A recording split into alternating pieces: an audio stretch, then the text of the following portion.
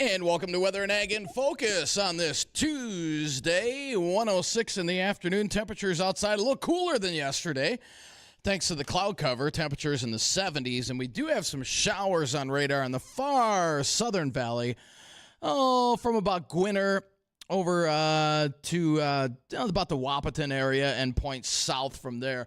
Also, a few showers on radar out towards Valley City. Those are the ones that are moving towards the FM area. But the heavier rain is being confined down into the far southern valley and into areas of extreme northeastern parts of South Dakota. Now, this is batch number 1. We're going to see more showers and storms that will be pulling in from the west as we head towards evening, and some of those could be on the strong to severe side, and that's mainly going to be along and south of 94, where some areas could get some heavy rain as well. And boy, it was a busy evening yesterday, Bridgette, where Lakes Country took an absolute pounding with not only heavy rain, Foston, Waukegan, Ulen, those all picked up between 1 and 4 inches of rain, over 4 inches of rain.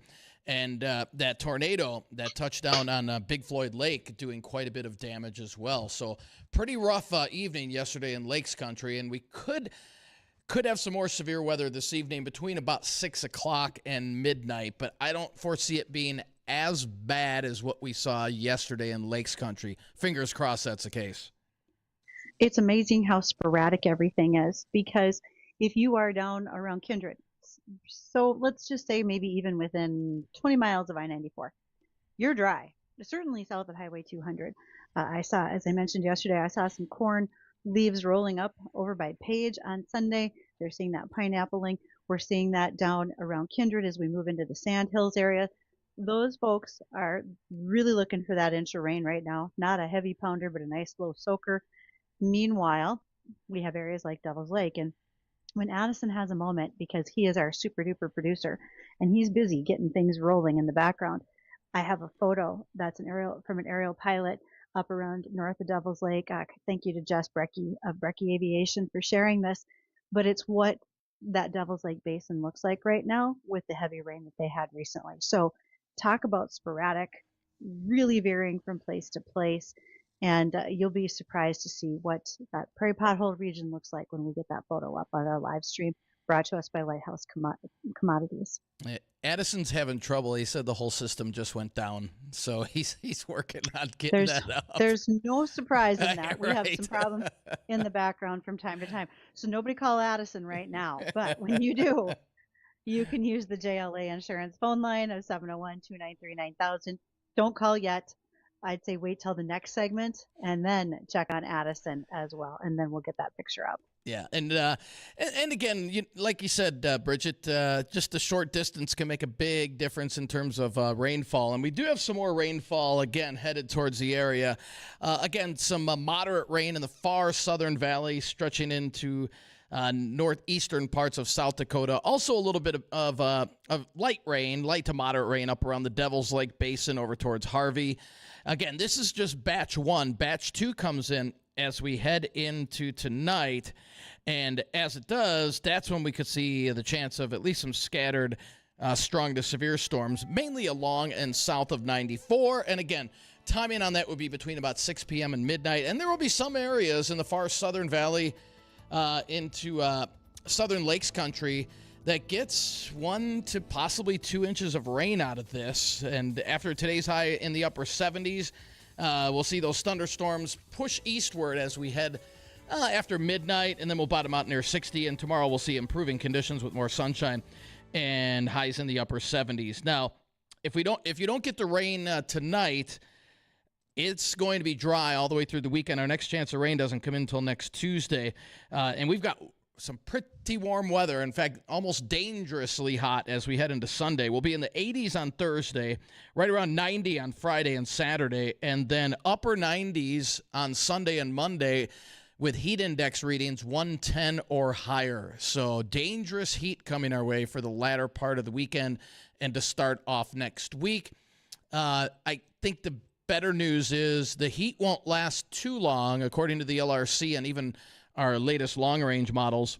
We're looking at a cool down after the 15th. So about the middle and end of next week, that's when we'll start to see a cooler air mass with a few more chances for rain coming into the area. So after tonight's rain, we're dry for about a week before our next chance of rain comes in.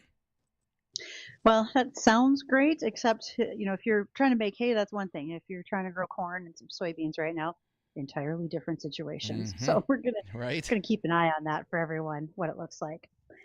I have a stack of reminders for people that we need to make a little bit of a run through here. So go get your calendars, get a post-it note, whatever it's going to take. You don't want to miss out on a number of these things that are coming up. First and foremost, let's talk about the fact that Lallemand, they are a company who provides us with seed treatments, etc. They are doing their 5th annual Lallemand Plant Care Hometown Roots Photo Contest. You can win $5,000 for your community if you share a photo or a 30-second video celebrating agriculture.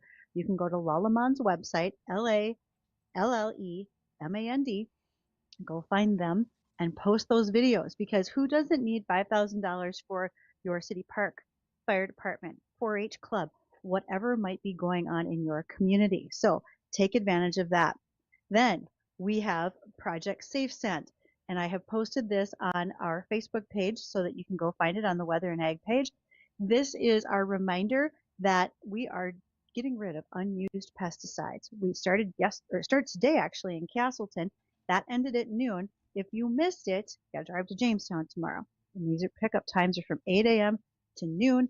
These are at North Dakota DOT sites, and it is, you want to get rid of some old stuff you used in the garden, pesticides that grandpa used in the field. This is time to get rid of all of those items. Addison, thank you. He went ahead and put the whole sheet of all the dates on our Lighthouse Commodities live stream right now, so you can see it. It's most important that if you have questions, you're like, should I take this or not?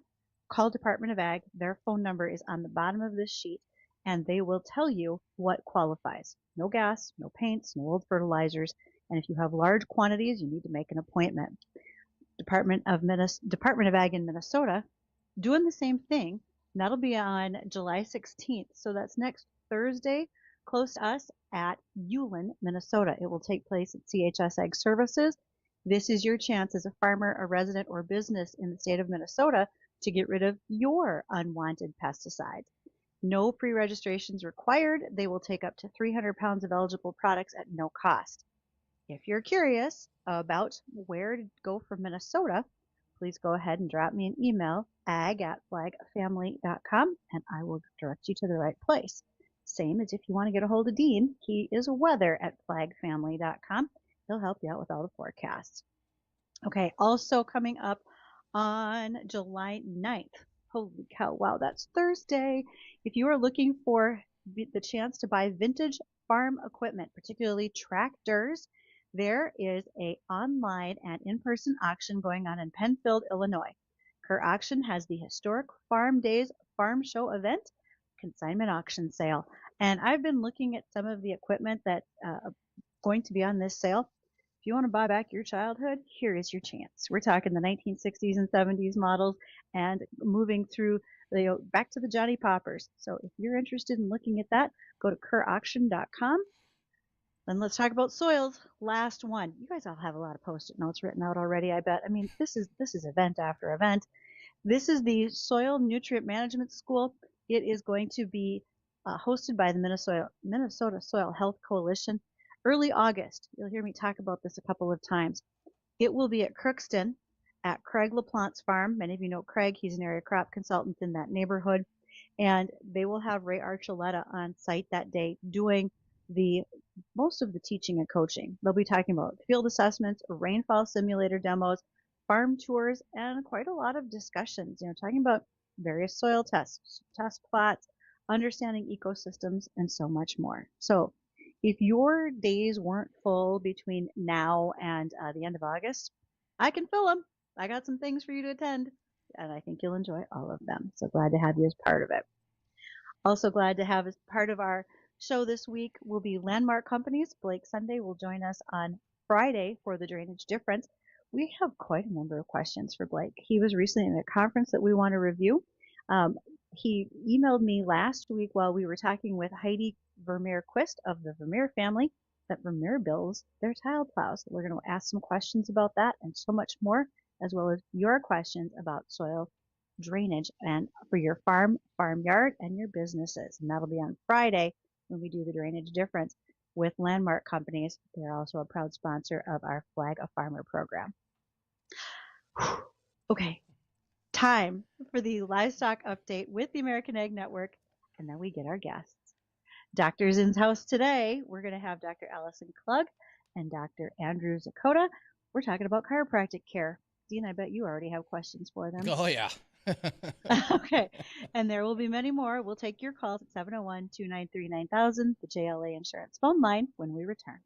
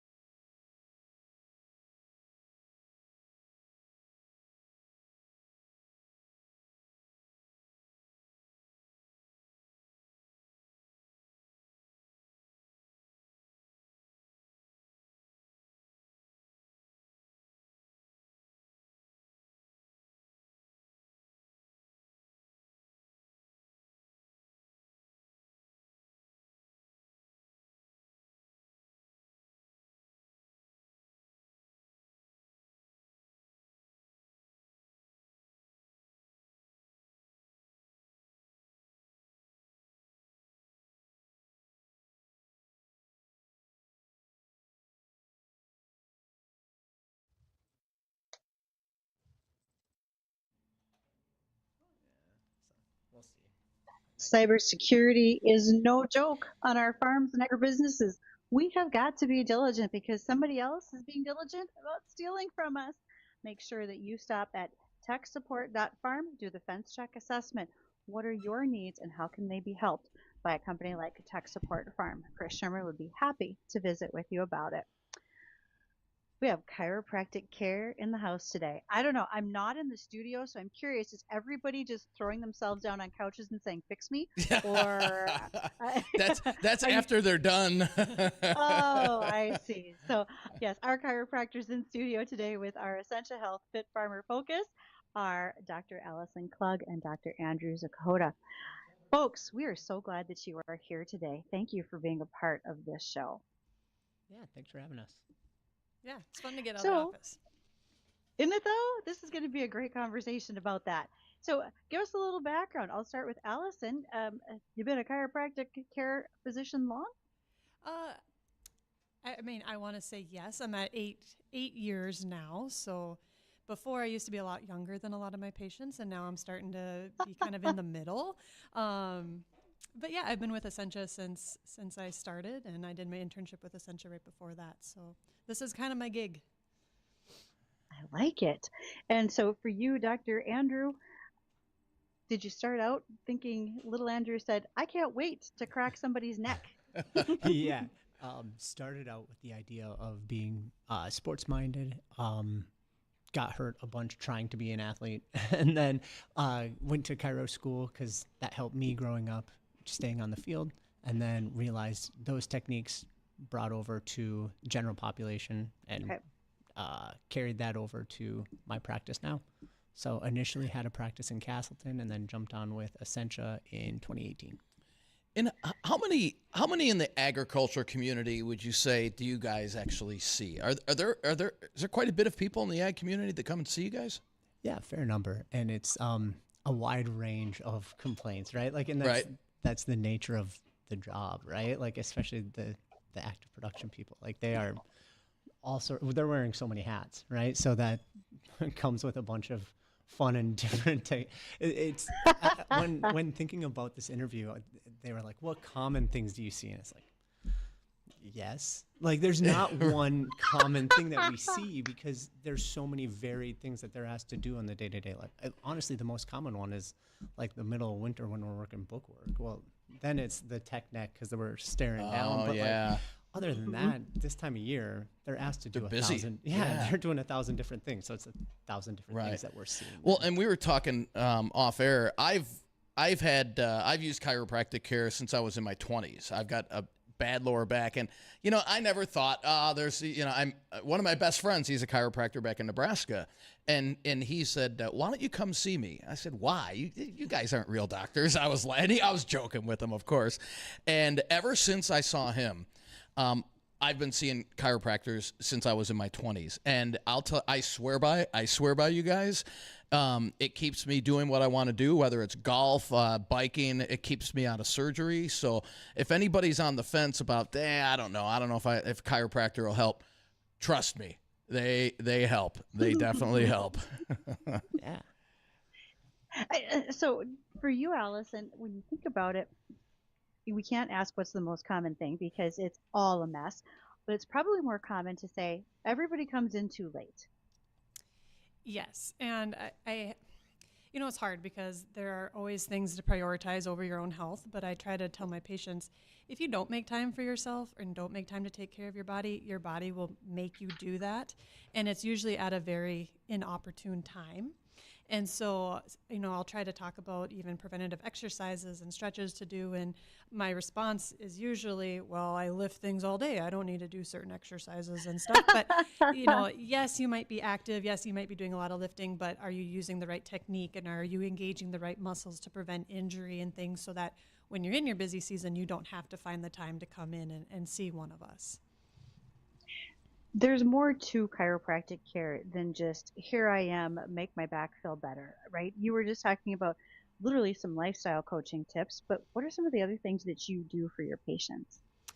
A lot of it is, education, education on their daily activities, their posture, how to make things ergonomic for them, hydration, just, little wellness tips, like you said, kind of that lifestyle coaching.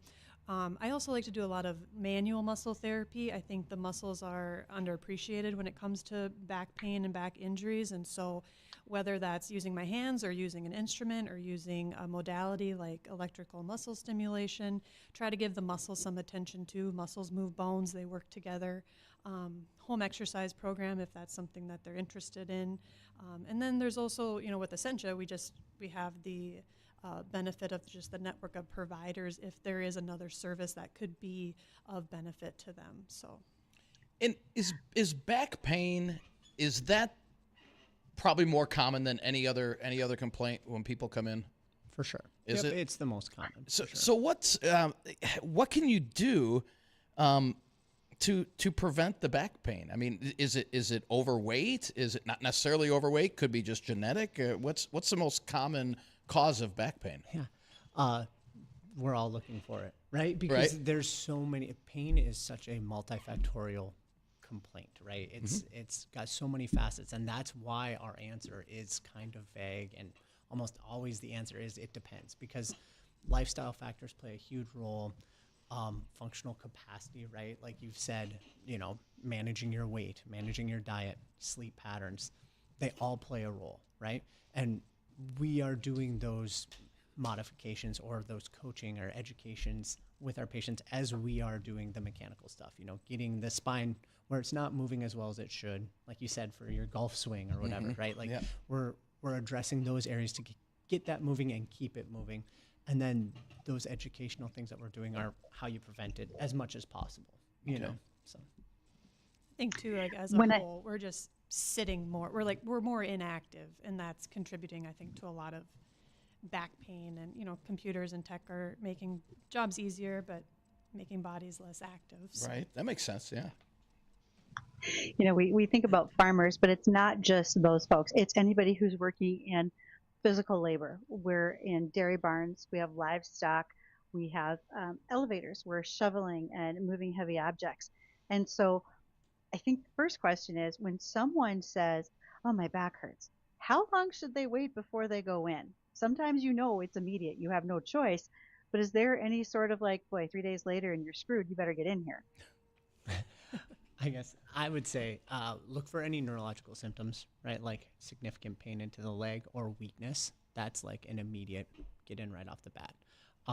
If it's truly just back pain, then give it a couple days, possibly. Like depends on your functional needs too, right? Like if you are able to continue your activities despite the pain, then you're okay to give it a couple days. If it's limiting your mobility and your ability to do the things that you need to do, then it's time to get in right away, And it's, in the egg industry, it's always seasonal, right? So like, I'm too busy right now to get in. You're gonna have to wait until after harvest. Exactly. I hear that a lot, and that's something that we're understanding with, and we build out treatment plans for that a little bit. A day like today when we're gonna see some rain, we might see a few of the guys that we haven't seen in a few months. Like that's not uncommon, and we address that.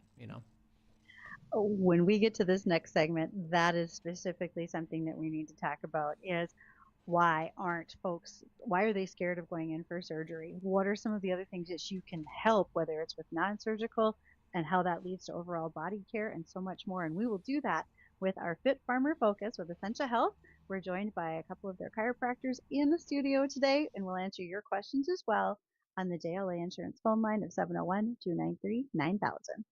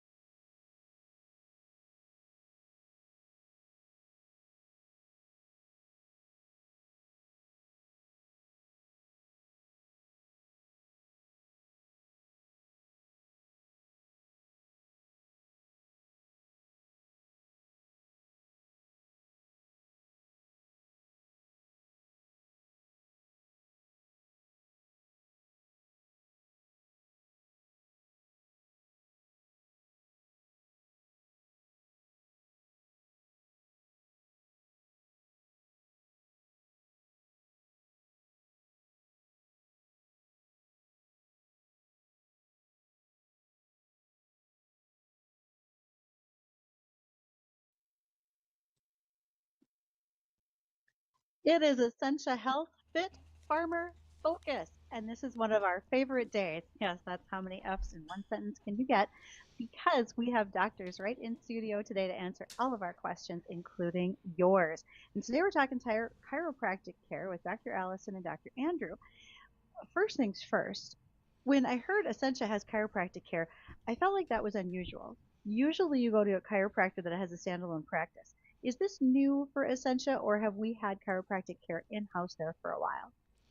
Yeah, unfortunately, we've had chiropractic for close to 16, 17, 18 years now. So we need to be better at spreading the word. But it's really a great benefit for our patients because we just have access to, your chart with other providers. We have access to imaging. If we just have questions, we can, shoot a message to a different professional and provider and really just provide all encompassing care in one place under one roof. And yeah, take care of the whole person. Yeah. Go ahead, Dr. Andrew. I was just going to say, yeah, the coordination of care that we're able to provide is why I think it's so beneficial with where we're located at.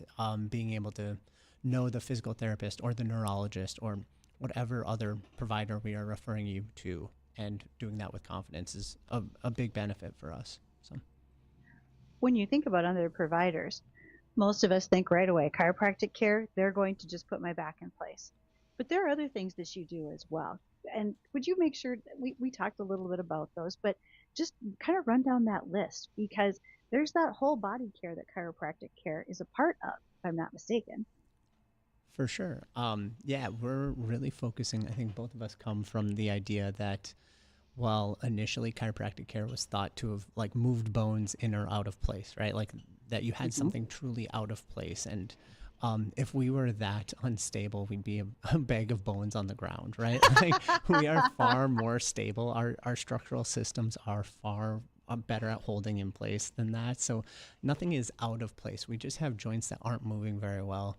And oftentimes I'll joke with patients that like my job is to be either like the breaker bar to open up something, a seized bolt, or the WD-40 to keep it moving, right? And then the home stuff that we're giving, the exercises, is the duct tape or the extra bolt that you're using to keep stuff steady, So that's the approach that we use. But then we also address a bunch of different things, right? Like everything from foot and ankle complaints all the way to wrist and hand complaints and a bunch of stuff in between. We can manage some headaches depending on the symptoms. Sure. Yeah, there's a bunch of different stuff. So. How much is posture? How much does that come into play? I think we differ on this answer. Yeah. Okay. Yeah. That's good. Let's hear it. I am here for this. What you got? I do think posture does play a role, especially when it comes to your daily activities and just the mechanics of how you move your body and over time. Dr. Zetocha doesn't think posture is as crucial as I do, and I'll let you, I guess. Yeah, mine is more. So mine is more. I just think that oftentimes we villainize like small little details in our day-to-day life, and we hyper focus on those things. And not that posture isn't a part of it, but especially for like our desk jockeys, where we're at the desk for long periods of time, going and taking a walk and changing that posture over focusing on like shoulders back, sitting high, like instead of worrying about those little nuancy details, just taking a walk or a 5-minute break. And yeah, that might break the train of thought a little bit, but that's more how I go about addressing posture complaints. And yeah. Okay. Now, is it true?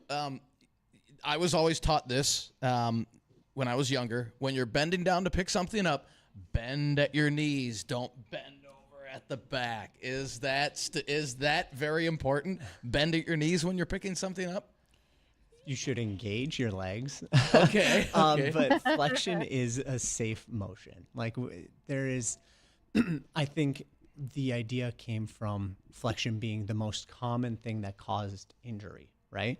But what that is more than likely we are either deconditioning or fatiguing in that direction, right? So you should engage your legs when you're lifting anything, right? You shouldn't like the Peter Griffin lift and jerk kind of thing, right? We're not doing that, but we should be we should be engaging our entire body, especially when it's something heavy, moving stuff heavy. You need to engage everything. So. Can I go back to that discussion about posture for just a second? When you mentioned that specific to desk jockeys, which frankly I can consider myself that. I spend a lot of time at a desk these days or behind the wheel of a pickup. But think about that when it comes to being in the equipment. Yep. When you are literally in a combine for 12 hours or more and you've only stood up twice to pee, that's probably not enough. Correct. Yeah, I was just saying, like, I saw somebody today who was baling hay, right? And they're looking over the back and implement the same shoulder all the time, right? We all do it, right? So, 12 hours in a combine is going to do that too, right? So trying to, when you do have those breaks, like make them beneficial. And that's why when we see you in August before harvest season, right? We're going to talk about, hey, these are the exercises that are going to be best used while you're out in the middle of the field and you can't come in to see us. Yep, that's fine. These are the exercises you need to do when you're fueling up, when you're dumping a truck, when you're, changing bins or whatever that task is that takes an extra 20 minutes out of your harvest, right? Like you have to do those things. So take an extra 3 to 5 to take care of yourself too. So, Dr. Allison, do you find that many of our farmers or folks in rural areas, agribusiness owners, they're pretty skittish about the idea of any sort of surgery? They want to look for the non-surgical treatments and stick with those as less invasive and less impactful to their schedules. Yes, yeah, I think you nailed it right on the head. Time is of the essence, and it's surgery requires time, and there's downtime with that, and there's risk with surgery, and the unknowns I think are nerve-wracking. That being said, there's a lot of nerves around chiropractic care too, and I think we're trying to do our best to educate that there's multiple techniques that we can use if someone's apprehensive about spinal manipulation. Educate that spinal manipulation is very safe. A lot of farmers come in with a mechanical-based injury or pain, and a lot of times those types of injuries respond really well to a mechanical treatment, which is what we do. Spinal manipulation is a mechanical modality. But yeah, I think it all comes down to education, whether you're going to go the surgery route or go the conservative route. It's just knowing your options, knowing the risks, and taking care of yourself. And how important is stretching? If you're going to be in the combine for 12 hours, how important is it to maybe, get some stretching in before you're in a stagnant position for a while, I guess you could say? I guess I'm not as big a proponent as static stretching, so that's just, when you think of stretching your hamstrings or bending down to touch your toes, I'd rather see a dynamic stretch. So you're doing a little bit of a walk, or you're doing some high knees, or something that's actively moving and engaging your muscles, because you're going to be sitting. We don't need to do any more sitting and stretching. We want to get you up and moving when we can. Okay. Yep, for sure. Okay. When we talk about age, oftentimes we think, I'm going to the chiropractor because I'm old and I'm falling apart. But if you're a teenager and you've been out there throwing square bales all day, chiropractic care may be in your future as well. So there's really not an age limit to this, correct? Correct. That's one of the reasons I liked it. It was, you can kind of womb to tomb. I could kind of work on everybody, and back pain doesn't spare anybody, and make an impact on their daily life and get everyone back to their activities, whether it's a teenager or someone up in their 70s or 80s. So it's for everybody. And so, Dr. Andrew, here's a prime example. You're working with livestock, and that heifer, she rammed you, hit you from behind, and you're like, I'm sure I'm fine. Is it better to just take the preventative route and come on in and say, look me over and fine tune this, or should I wait until it hurts and I got to drag a leg behind me as I'm coming in? Yeah, and that mechanism, luckily I'm super fast, so it's never happened to me, but I've seen it happen, right? Good. Yeah, exactly. But yeah, the getting run over by cattle or those type of things, probably best to come in right away. Now that does kind of depend on what your symptoms are as well, because if you are, and we can do some things for you initially. That treatment each visit is probably going to change, because those first 2 visits are probably going to be very much so symptom modification and managing inflammation. Because if you come in that day, you probably don't even have a ton of inflammation right off the bat, right? 2 days later, you're going to build up a bunch of inflammation. You're going to be really sore.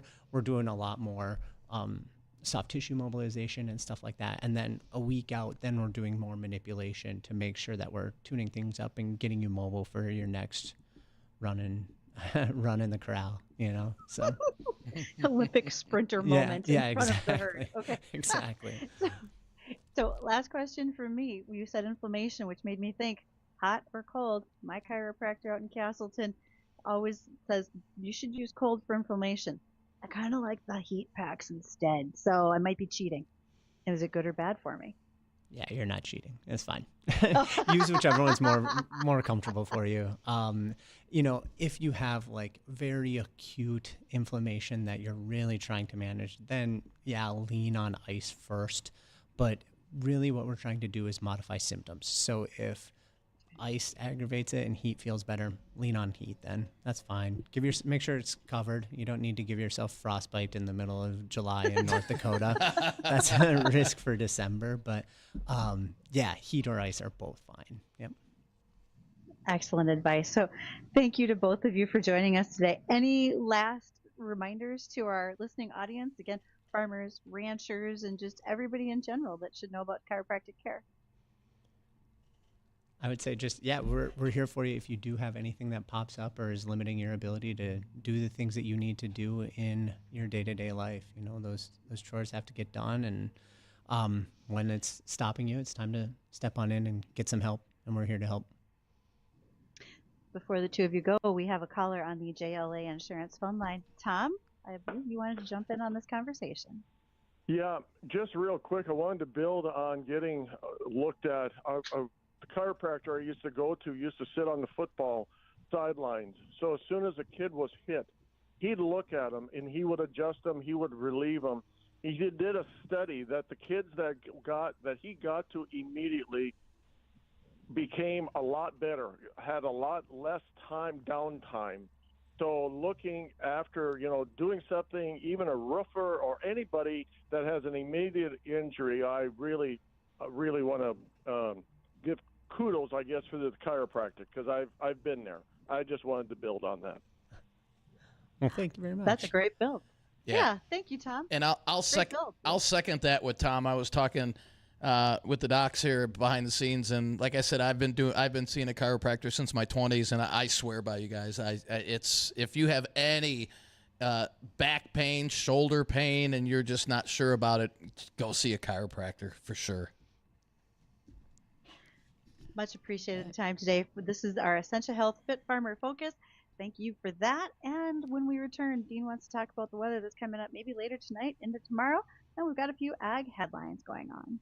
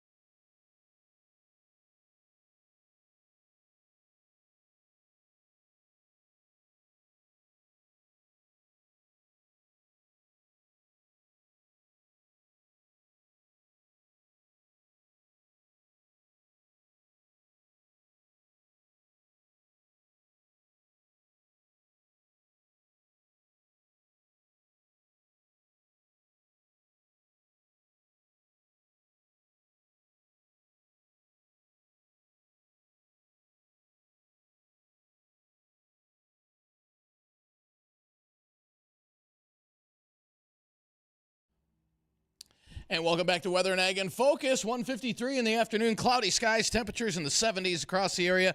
We do have some rain, some of this moderate from Wahpeton over towards, let's say, Fergus and approaching Parker's Prairie. And the National Weather Service has just issued a flash flood watch south of a line from about Pelican Rapids through Brainerd. Anything, draw that line and go south.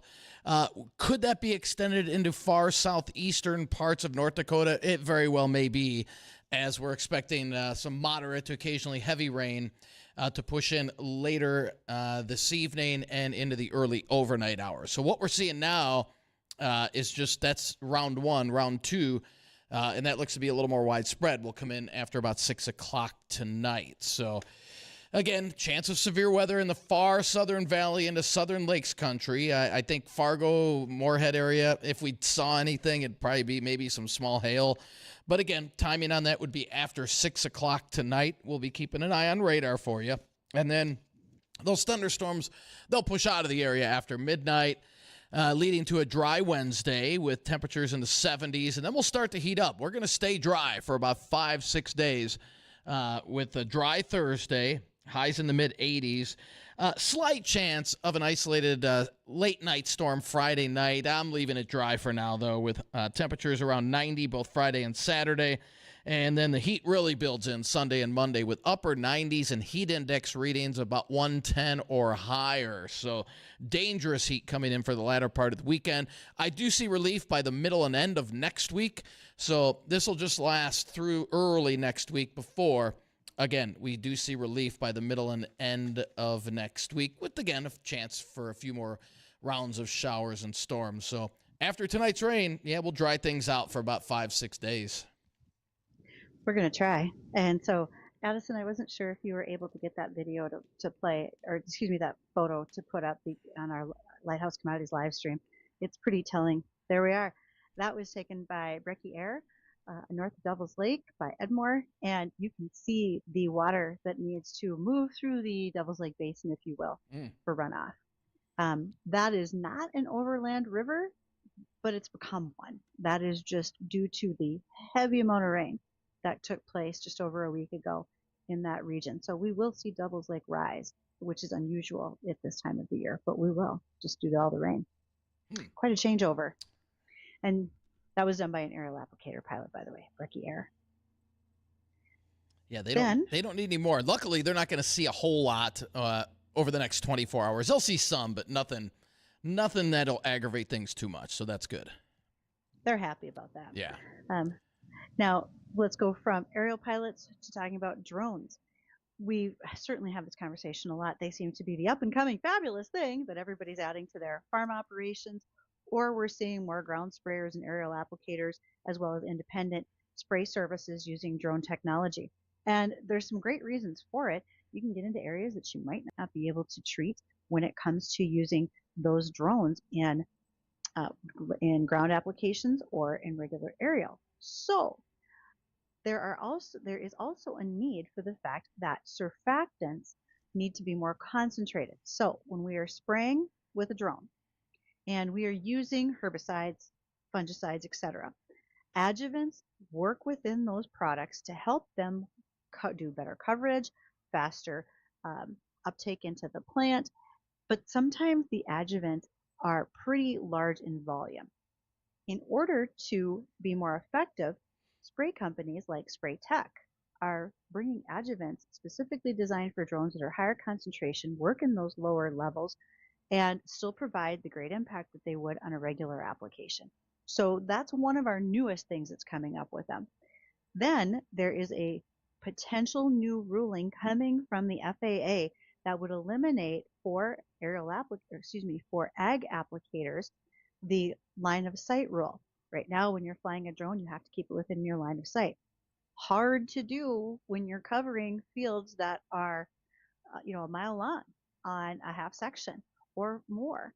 And so in that situation, you can't always see your drone. You've got to have another spotter, etc. If this rule comes to fruition over the next year or two, you would be able to eliminate that, but be able to keep contact with your drone through your remotes for whatever other software systems that you're using.